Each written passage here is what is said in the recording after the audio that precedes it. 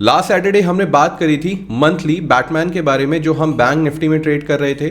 आज भी हम एक मंथली सेटअप के बारे में डिस्कशन करने वाले हैं। Yet it is a very simple and renowned strategy that is iron condor. ये हम किस तरीके से डिप्लॉय करेंगे कि हमारा आरआर पहले दिन से फेवरेबल रहेगा, प्लस मार्केट अगर साइडवेज होता है तो हमें कितने अच्छे रिटर्न्स हो सकते हैं, और मार्केट अगर वॉलेटाइल भी हो रहा है, अपनी रेंज से बाहर भी जा रहा है, तब भी हमें कितने ईजिली एडजस्टमेंट्स करने का मौका मिल जाता है। ये सारी चीजें आज के वीडियो में कवर होने वाली हैं। ये स्ट्रैटेजी एक तरीके से ऑफिस गोवर्स के लिए भी है, इसको पैसिवली भी किया जा सकता है अगर हम इसके रिटर्न्स को थोड़ा रियलिस्टिक रखें। तो वीडियो को एंड तक पूरा जरूर देखिएगा, और कोई भी क्वेरी आती है तो आप नीचे कमेंट करके मुझसे पूछ सकते हैं। Hi guys, welcome back to Trade Matrix. My name is Harshit Dixit. इस चैनल पे मेरी यही कोशिश रहती है कि कॉम्प्लेक्स से कॉम्प्लेक्स स्ट्रैटेजीज के सिंपलेस्ट एडजस्टमेंट्स में आप तक ला सकूं। अगर आप इस चैनल पे नए हैं तो प्लीज इस चैनल को सब्सक्राइब करिए। मेरे समझाने का तरीका अगर आपको अच्छा लगता है तो इन वीडियोस को लाइक भी करिए, क्योंकि सब्सक्रिप्शन आपके लिए फ्री है, but that is the only motivation for me to bring these kind of learning videos for you. देखिए, जब भी हम आयरन कॉन्डोर की बात करते हैं तो हमें नजर क्या आता है, एक वाइड रेंज। लेकिन अगर हमारी रेंज ब्रीच हो रही है तो बहुत बड़े लॉसेस। इसलिए कई बार पीसफुली आयरन कॉन्डोर को ट्रेड नहीं कर पाते हैं, क्योंकि सही बात है, मार्केट में अगर बहुत बड़ा गैप अप या गैप डाउन हो गया जो आजकल बहुत ही ज्यादा प्रोमिनेंट है, तो हमें ऐसे में बहुत ज्यादा पेन देखने को मिलेगा। तो इसका सोल्यूशन क्या हो सकता है, आज हम वो समझेंगे। हम काम करेंगे एक ऐसा आयरन कॉन्डोर क्रिएट करने में जिसकी प्रोबेबिलिटी भले लेस हो, लेकिन अगर हमें एक रेंज के अंदर मार्केट कंसोलिडेट कर रहा है तो हम बहुत अच्छे रिटर्न बना सकते हैं। और अगर मार्केट में थोड़ा बहुत मोमेंटम है तब भी यहां से बहुत ज्यादा अच्छे रिटर्न्स बनाए जा सकते हैं। और अगर मार्केट बहुत ही ज्यादा वॉलेटाइल हो चुका है, बहुत बड़े gap ups gap down momentums आ रहे हैं, तब भी यहां से बहुत कम लॉस होगा। और अगर हम अपने लॉसेस में कैप लगा लेते हैं तो एक लॉन्ग टर्म जर्नी हम प्रॉफिटेबल ट्रेडर की आराम से तय कर सकते हैं। स्ट्रैटेजी दिखने में जितनी ज्यादा सिंपल लगती है, बोरिंग लगती है, ट्रस्ट मी लॉन्ग टर्म में वही रिटर्न्स अच्छे देती है। जैसे कि मैं हमेशा कहता हूं, सिंपलेस्ट स्ट्रैटेजीज में एडवांसमेंट करिए, एडवांस स्ट्रैटेजीज के चक्कर में मत पड़िए। तो विदाउट एनी फर्दर अडू सीधे चलते हैं अपने वीडियो के ऊपर।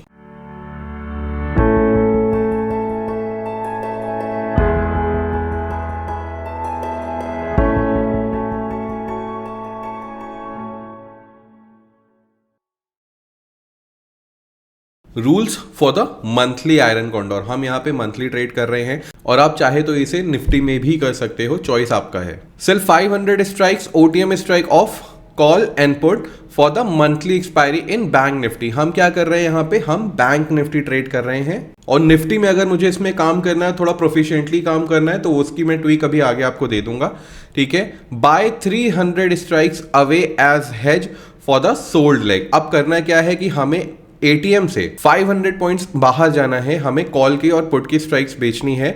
और ये जो हमारी सोल्ड स्ट्राइक्स हैं, ये जो हमारी ओटीएम की कॉल एंड पुट की सोल्ड स्ट्राइक्स है, इनसे 300 पॉइंट आगे जाके हमें क्या करना है, हेज बाय करना है अपने सोल्ड लेग के लिए, और आयरन कॉन्डोर रेडी कर देना है। अब सबसे ज्यादा जरूरी पॉइंट आपका ये है, ensure the RR ratio is nearly equal और एज क्लोज टू 1:2। ठीक है, जब भी आप ये आयरन कॉन्डोर क्रिएट कर रहे हो तो जो आपका आरआर होना चाहिए ना, वो 1:2 होना ही चाहिए, या बहुत ज़्यादा 1:1.8 आ जाएगा।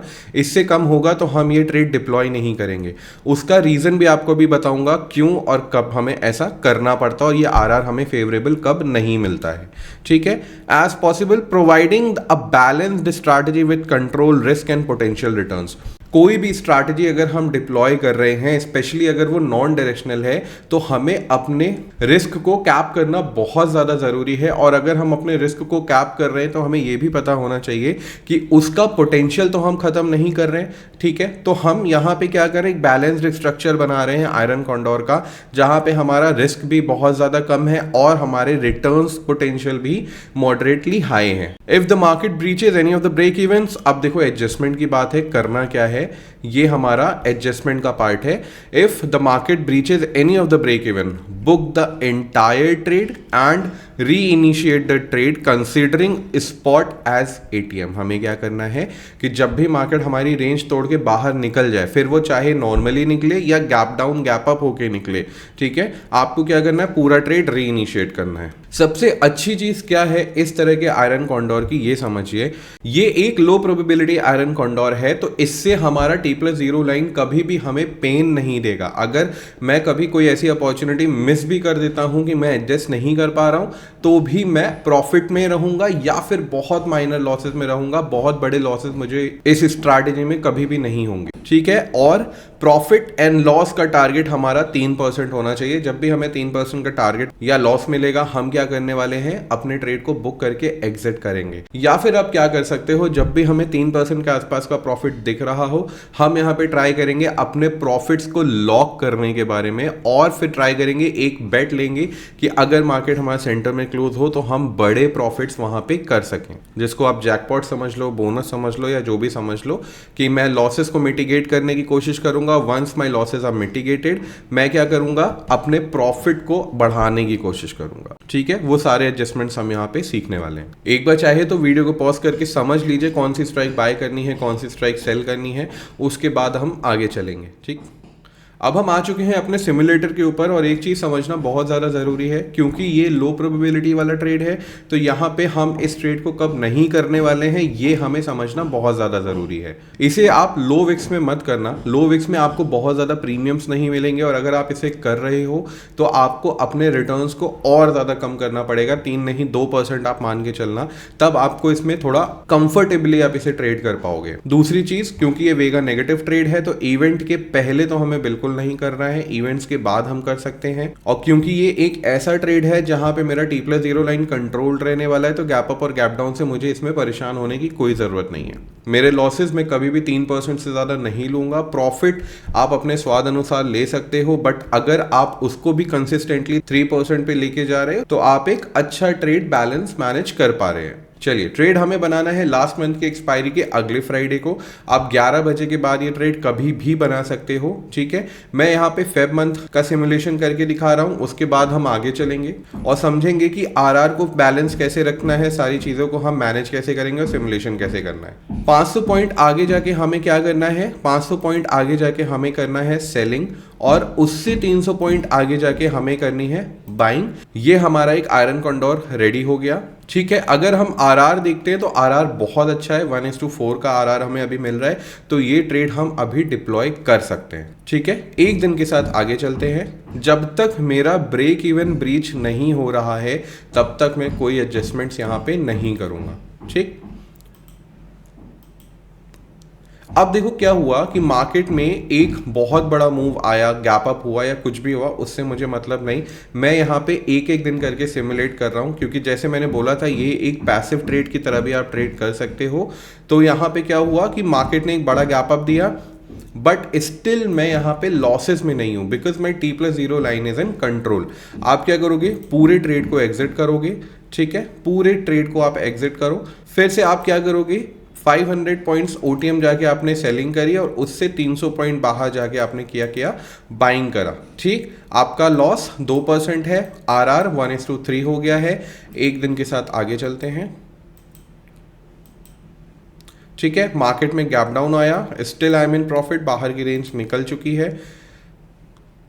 500 पॉइंट्स बाहर जाके हमने क्या किया, सेलिंग, फिर 300 पॉइंट आगे जाके हमने क्या किया, बाइंग। 1:2.9 अब मेरा आरआर है,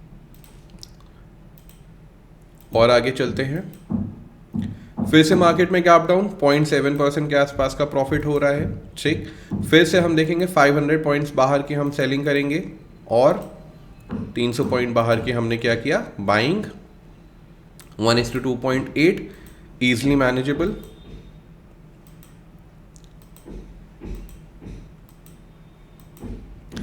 अब देखो क्या हुआ, एक्सपायरी के पास इसमें मुझे प्रॉफिट आना शुरू हुआ। अब जैसे आप देख रहे हैं कि 3% से ज्यादा का प्रॉफिट मुझे यहाँ पे मिल रहा है। आप ऐसे में क्या करोगे, इसमें अपने प्रॉफिट्स को लॉक करने के लिए आप इसे एकदम स्ट्रीमलाइंड आयरन फ्लाई में कन्वर्ट करोगे।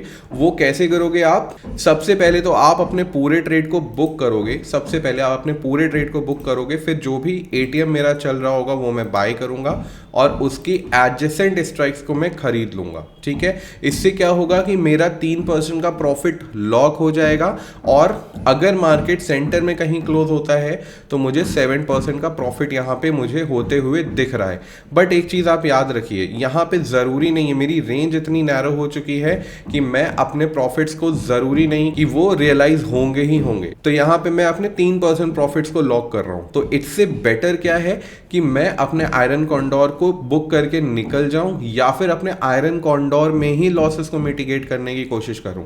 वो कैसे करेंगे? ठीक है, आयरन फ्लाई वाला तरीका हमने समझ लिया। अब हम अगर देखें आयरन कॉन्डोर में हमें लॉसेस को कैसे मिटिगेट करना है, सिंपल सा अपने सोल्ड लेग के एडजेसेंट आप चले जाओ, वो हेजेस आप बाय कर लो, और उससे दूर वाले जो आपके हेजेस थे उनको आप बुक कर लो। यहाँ पे आपका 3% का प्रॉफिट लॉक नहीं होगा, बट हाँ थोड़ा सा कम प्रॉफिट लॉक होगा। जैसे यहाँ पे आप देख रहे हो 2% का मेरा प्रॉफिट लॉक है, बट एटलीस्ट जो रेंज में लेके गया था वो रेंज मुझे मिली हुई है। अगर मार्केट इस रेंज में एक्सपायर होता है तो क्या होगा कि मैं यहाँ पे मैक्सिमम प्रॉफिट जो कि 6% के आसपास का है, मैं वो लेके निकलूंगा।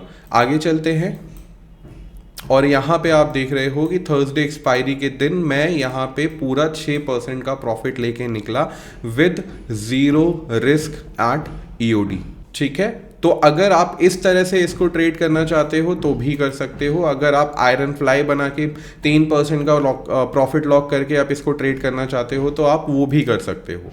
अगले महीने का हम यहाँ पे सिमुलेशन कर लेते हैं। ट्रेड आप 11 बजे के बाद कभी भी डाल दो on the Friday of the current month expiry. हम यहाँ पे क्या कर रहे हैं, 500 पॉइंट आगे जाके हम सेलिंग कर रहे हैं, और यहाँ पे हम क्या कर रहे हैं, कॉल के लिए भी वही कर रहे हैं, 300 पॉइंट आगे जाके उसके हेजेस बाय कर रहे हैं। ठीक है, एक दिन के साथ आगे चलते हैं।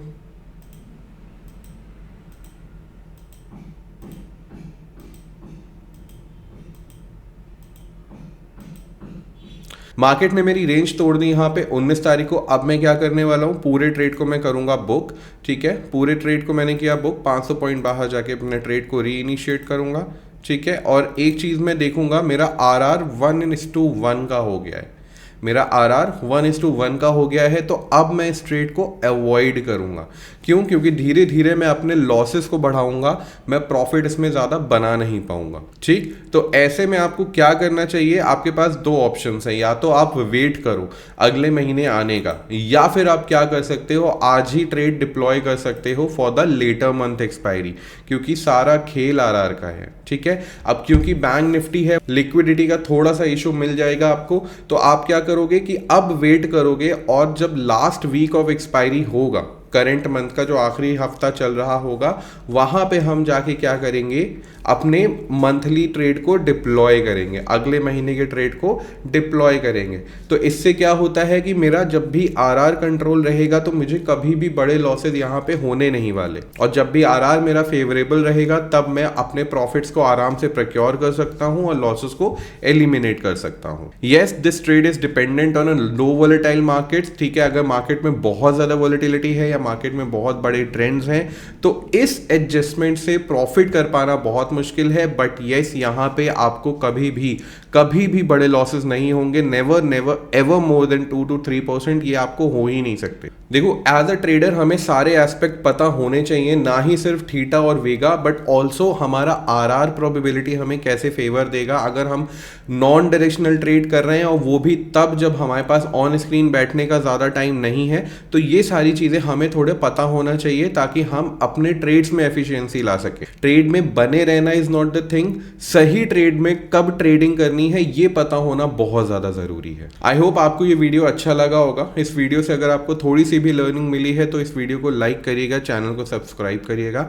आपका सब्सक्रिप्शन मेरे लिए बहुत इंपॉर्टेंट है। एंड यस, कमेंट भी ज़रूर करिएगा, आपको कोई भी क्वेरी हो, कोई भी सजेशन हो, या कोई वीडियो जो आप चाहते हो वो मैं अगले हफ्ते या नेक्स्ट अपकमिंग वीक्स में लाने की पूरी कोशिश करूंगा। जो मेरा लॉन्ग आयरन फ्लाई वीडियो था वो किसी सब्सक्राइबर ने ही बोला था, वो वीडियो बनाने के लिए बहुत पहले से बोल रखा था, वो मैंने वीडियो उनके सजेशन पे बनाया था, राइट। तो क्वेरी जरूर पुट अप करा करिए, मैं आप सबके कमेंट्स पढ़ता हूं, देर होगी लेकिन आपको जवाब जरूर मिलेगा। चलिए मिलते हैं अगले हफ्ते एक और नए लर्निंग वीडियो के साथ। Till then keep on learning and happy trading.